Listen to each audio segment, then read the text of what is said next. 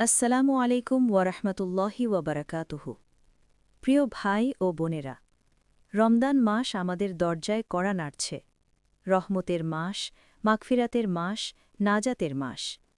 এই মাস সম্পর্কে আমরা একটি হাদিস খুব বেশি শুনি। রমজান এলে শয়তানদের শিকলবন্দি করা হয়।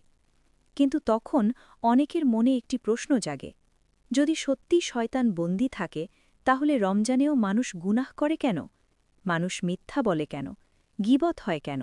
চোখের গুনাহ বন্ধ হয় না কেন?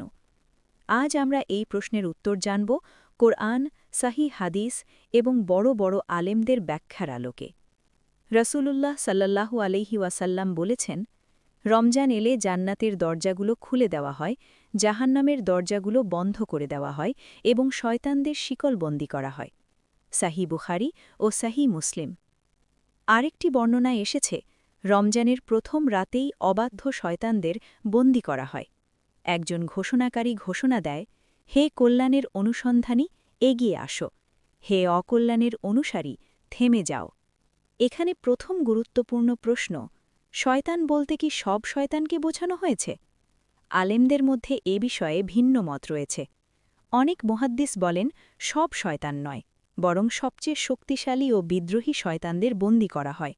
হাদিসে তাদের বলা হয়েছে মারাদা, অর্থাৎ যারা মানুষের ঈমান নষ্ট করতে সবচেয়ে বেশি চেষ্টা করে, তাদের ক্ষমতা সীমিত করে দেওয়া হয়।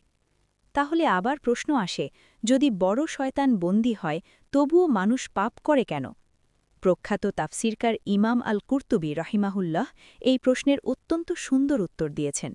তিনি বলেন, রমজানের প্রভাব সবচেয়ে বেশি পড়ে তাদের ওপর যারা রোজার শর্ত ও আদব ঠিকভাবে পালন করে।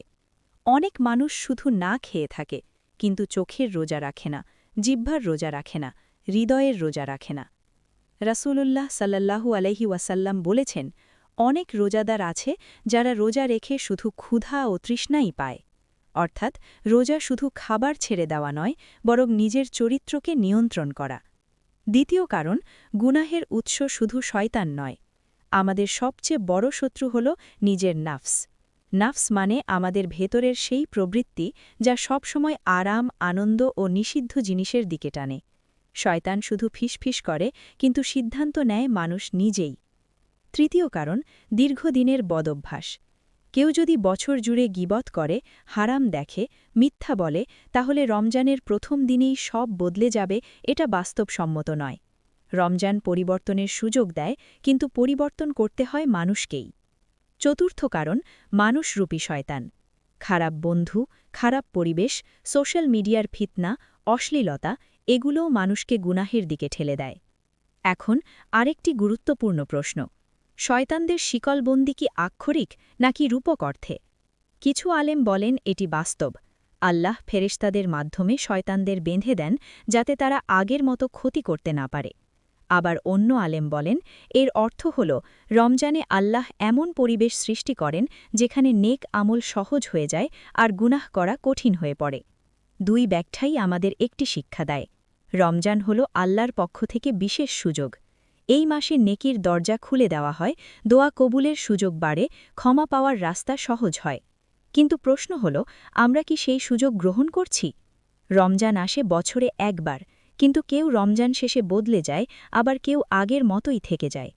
যারা বদলে যায় তারা রমজানকে ব্যবহার করে, যারা বদলায় না তারা শুধু রোজা রাখে, রমজানকে গ্রহণ করে না। তাই আসুন, এই রমজানে আমরা শুধু খাবার না, গুনাহ থেকেও দূরে থাকি। চোখের রোজা রাখি, জিহ্বার রোজা রাখি, হৃদয়ের রোজা রাখি। হয়তো এই রমজানই আমাদের জীবনের শেষ রমজান। আল্লাহ আমাদের সবাইকে রমজানের প্রকৃত রহমত, মাগফিরাত ও নাজাত লাভ করার তৌফিক দান করুন। আমিন। আসসালামু আলাইকুম ওয়া রাহমাতুল্লাহি।